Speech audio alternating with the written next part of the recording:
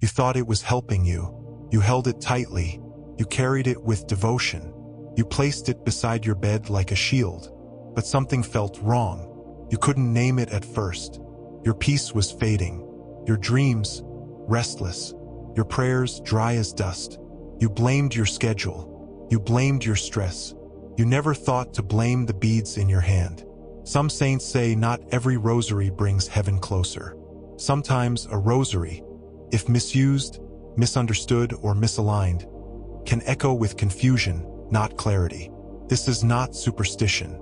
This is spiritual truth. The Church teaches that sacramentals, when used with faith, dispose the soul to grace. But when used without faith, or worse, with hidden distortions, they become silent barriers. Pope Leo XIV once spoke with trembling clarity. A rosary used with reverence is a bridge, but a rosary used wrongly can become a wall. This is not to frighten you. This is to awaken you, because the rosary was never meant to be a charm, or a fashion, or a prop. It is not jewelry. It is a weapon, and weapons must be understood. So many souls today pick up beads, but not belief. They say the prayers, but without presence. They hang crosses shaped by strangers, bought in haste, blessed by no one, and wonder why the air in their home feels heavy. You are not cursed, but you may be confused, and confusion is often the enemy's first victory. Ask yourself, where did your rosary come from? Was it blessed? Was it given with love? Was it used in prayer or before in something darker? This is not magic.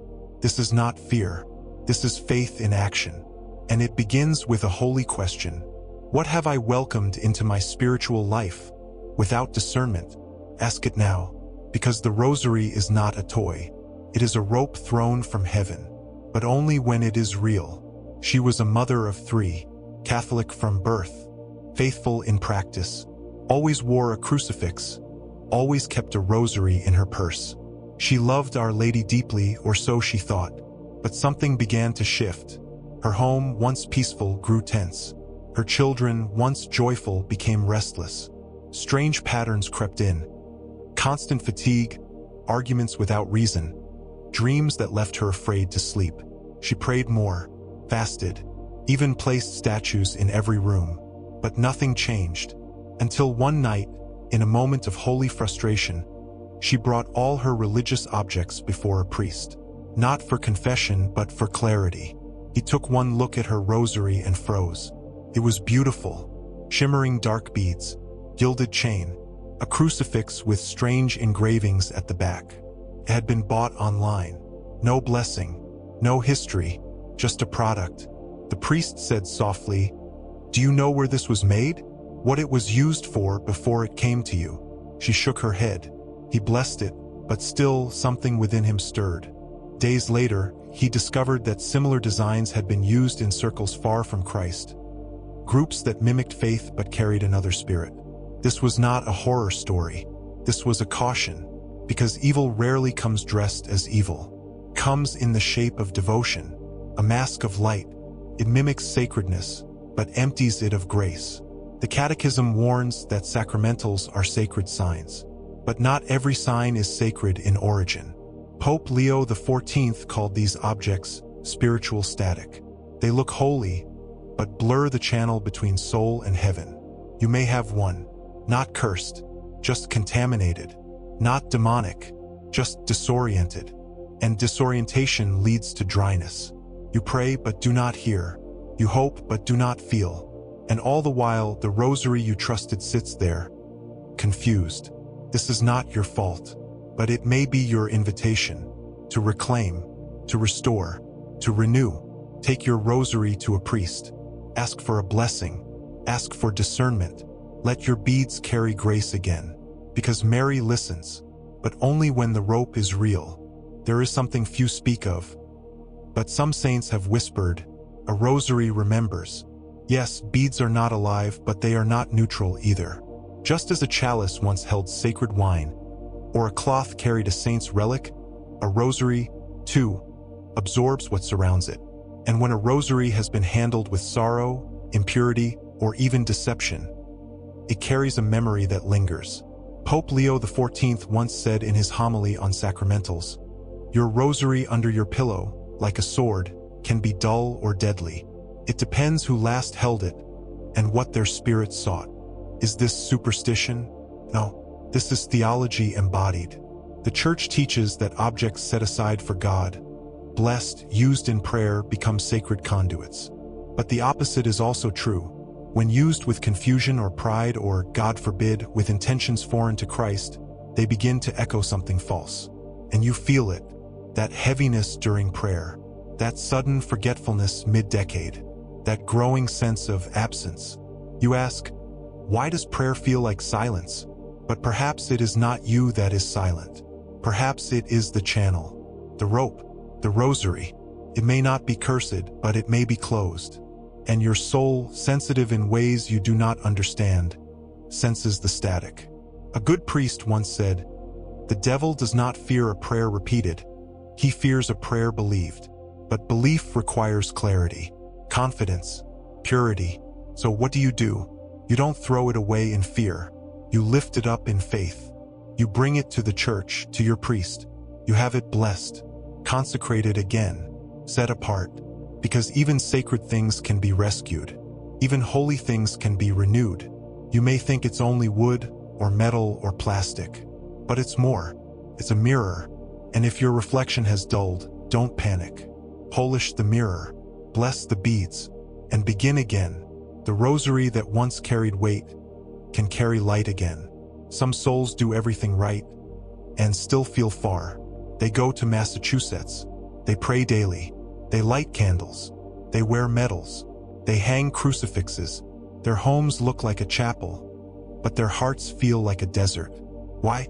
Because when devotion becomes decoration, the soul loses direction.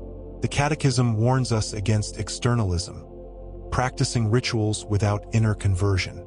It is not enough to hold holy things. They must hold you. Pope Leo XIV wept once during Mass, not for lack of faith, but for its imitation. He said, "The danger today is not hatred of God. It's indifference dressed as reverence. How many rosaries are prayed out of fear, not love? How many are bought for fashion, not faith? How many homes display the Blessed Mother, but ignore her Son?" Beloved, this is not to condemn. This is to awaken. Because true devotion is not busy. It's broken. It kneels. It listens. It doesn't stack sacramentals like armor. It breathes one Hail Mary, slowly, tearfully, truly. You don't need 5 rosaries on your wall. You need one in your hand, prayed with faith. You don't need more items. You need more intimacy. The rosary is not a checklist. It's a lifeline, and it must descend from your fingers into your soul. So pause. Hold the beads again, not as a tool, as a touch, not as a rule, as a reach. Say the next Hail Mary as if Mary were leaning in to listen, because she is, and heaven is not far. It's only one prayer away. There's a quiet assumption many Catholics carry, that objects purchased from a religious store are automatically holy. But the Church never said that. The Catechism teaches that a sacramental is only made holy through the Church's blessing, not through purchase, not through appearance, not even through intent. This is why Pope Leo XIV declared in his pastoral letter, "Many souls unknowingly decorate their homes with silence, not grace, because they hang what is not yet consecrated." You may have done the same. You meant well. You saw a beautiful rosary. You felt inspired. You bought it. You prayed with it, but you never had it blessed. And so it remains silent, not harmful, not cursed, but also not active. A soldier's sword is not dangerous until it is drawn. And a rosary, though full of promise, remains asleep until awakened by the Church's voice, the blessing. This is not magic. This is trust. It is believed, and many saints agree, that when a priest blesses an object, it becomes a vessel. The blessing invites heaven to take up residence. And what was once a thing becomes a sign. So ask yourself, have I asked heaven to claim what I now hold? It is not too late. Bring your rosary even today to your parish. Whisper to your priest, "Would you bless this?" And do not be embarrassed. You are not admitting failure. You are inviting fire, because from that moment on, the beads will no longer be just beads.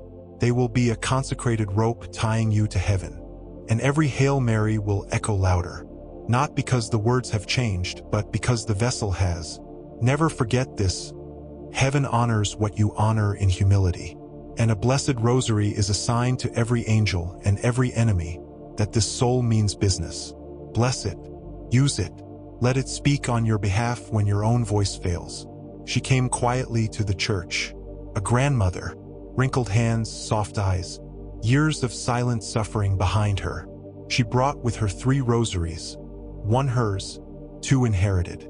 I'm not sure they're right, she said softly. They feel heavy. The priest nodded gently. He took them in his hands, prayed the rite of blessing over them, slowly, intentionally. Then he looked up and said what many forget. Objects carry memory, but blessing carries mercy, and mercy reclaims. Tears welled in her eyes, because she had been afraid that maybe something was wrong, that maybe, somehow, her prayers weren't reaching. But now she knew they would, because reclamation is a sacred act. And you, dear soul, may need to do the same, not out of fear, but out of faith. Go through your home, find the rosaries, the crucifixes, the medals, the statues. Ask, have these been claimed by Christ? If not, bring them, bless them, restore them. The Church teaches that we are body and soul, physical and spiritual, and so we pray not just with words, but with things, with hands, with touch, with beads, but only when they are holy. Pope Leo XIV calls this the invisible house cleaning. When you reclaim what is holy, your house breathes again. Your bedroom becomes a tabernacle.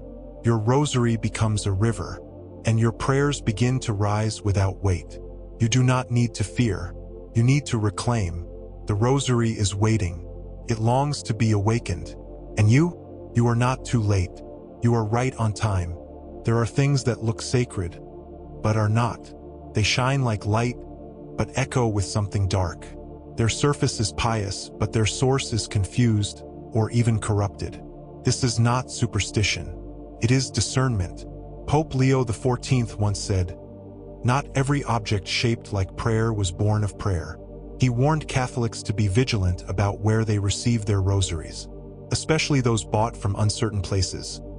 Flea markets, online shops without blessing, estate sales filled with unknown history. Why?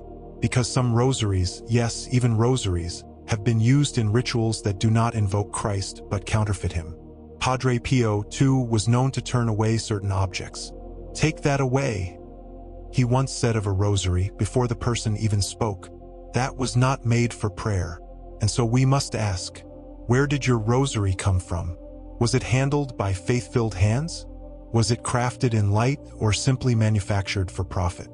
Was it perhaps even used before in ways you'd rather not imagine?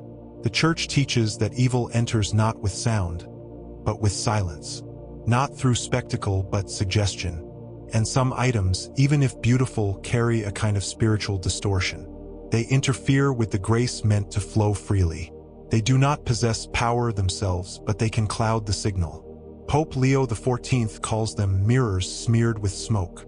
And when you pray with one, your heart may still be true, but the line between you and heaven may feel dim, slow, tangled. What do? Not fear. Faith. Bring the object to a priest. If something within you stirs, discomfort, unease, dryness, do not ignore it. Ask for blessing. Or if the object feels wrong, let it go. Replace it with something blessed, something sure. God does not ask you to cling to confusion. He calls you to peace. The rosary is your rope to Mary, and through her to Christ. It must be clear. So clear it now. Let heaven hear you without static. Let every prayer rise like incense, uninterrupted, undisturbed, unmistakably holy.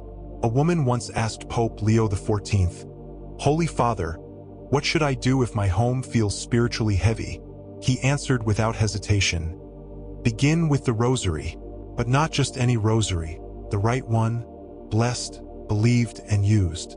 Because when you hold a rosary that is truly yours, blessed by the Church, born in light, and prayed with heart, something changes. Your house breathes. Your room begins to glow with invisible fire. Your silence becomes sacred, not suffocating. This is not magic. This is faith that finally breathes again.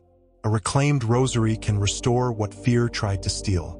It can melt the frost of months or years of spiritual numbness. It can renew your love for prayer, your hunger for God, your sense that heaven is near, but only when the rope is real. So now ask yourself with all sincerity, is my rosary ready? Not just to be held, but to be heard. Not just to decorate, but to defend. Not just to remember Mary, but to walk with her. This night, begin again. Find your rosary. Hold it in your hands. Ask your priest to bless it. Ask the Virgin to reclaim it. And begin to pray even 1 decade with eyes closed and heart wide open. Because when your rosary is real, your soul remembers who you are. Your house becomes a tabernacle. Your bed becomes an altar. And even your dreams can shine. This is not emotion. This is not performance. This is restoration. And it begins with one whispered word. Hail! You are not too late. Heaven has not stopped listening. Mary has not stopped reaching. And even the rosary you forgot is ready to lead you home.